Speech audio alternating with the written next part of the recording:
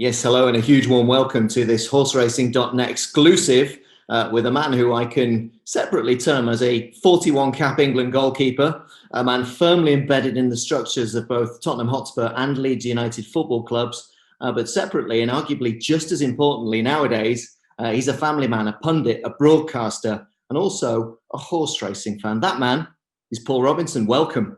Thank you for this superb introduction. I shall have to get you doing more of my gigs for me. This is horseracing.net, and I know that you are increasingly fostering an interest in the sport of kings. You're also from a racecourse town. You originally hail from Beverley, so I'm sure there's a little bit of a seed that's been sown there down the years. Which tracks, and I know you're a big family man, you like taking the wife and kids to Wetherby, which would be one of your locals. Which racecourses have you been to? We're very blessed where we are around here. I live just outside Harrogate, so we've got Ripon, Thirsk, Wetherby, just to name three. Obviously York is in close proximity. My parents are over in Beverley, so we are actually right in the heart of racing country, if you like. There's a lot of trainers around here, around Ripon, around Thirsk, all around Malton, around that area. There's quite a lot of horses and trainers around here, so we are blessed with a lot of good tracks. We love going up to Ripon, on a midweek evening in the summer. It's fantastic. It's the real family course. It's known as the garden course, I think. And it's one you can literally just drive to, park outside, pop in with the missus and kids, watch a couple of races, have £1 or £2 here and there, have a nice bit of dinner and come home. It's just a really nice, relaxed. I'm not one for going to the big meets. I've been to Cheltenham once. I don't really like the intensity of the big meets, the York, the Ebor, that kind of thing. I much prefer the Thirsk, the Wetherby, and the Ripon ones, the lower key ones. But no, I'm starting to enjoy my racing a lot more now, as you say. Give me a nice little midweeker in somewhere like Newton Abbot rather than 50, 60,000 people crushed in somewhere, and I'll be very happy. We had the one night at Windsor. That was good. I've thoroughly enjoyed that. The Windsor races, coming backwards and forwards to the races on the boat. That was a nice experience.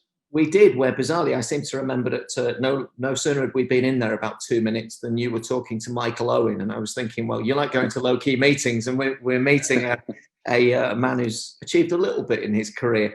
That's another story for another day, Paul Robinson. What horseracing.net would like to know, and these are horses that you certainly won't see running at Beverley or Ripon, but you will see running, if you're lucky, at the National Hunt tracks. I don't want to set the smoke alarm off in the Robinson family HQ, but have you got anything on the long-range radar, if you like, that you think might do viewers a turn next spring when it comes to the likes of the Cheltenham Festival, when it comes to the Grand National at Aintree?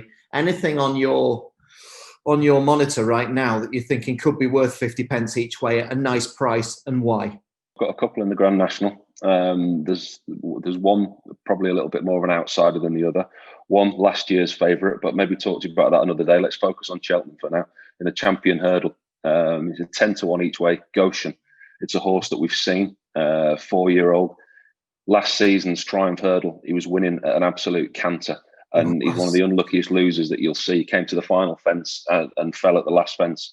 And it was just unlucky. He clipped his heels together. It wasn't rider error. And it was just an absolute freak. So 4 years old, probably another year old when we come to the Champion Hurdle in March. Goshen, the youngster. I think you probably get him about 10-1 each way. I shall certainly be having a couple of pounds on that. Fair play to you, Paul Robinson. Goshen would be one of the great sporting redemption tales, I think, and certainly anybody who regularly accesses horseracing.net will be well aware. You summed that up perfectly, because it was literally sheer misfortune, and it would be one of the great tales of sporting redemption. In the meantime, we talk about great sporting tales.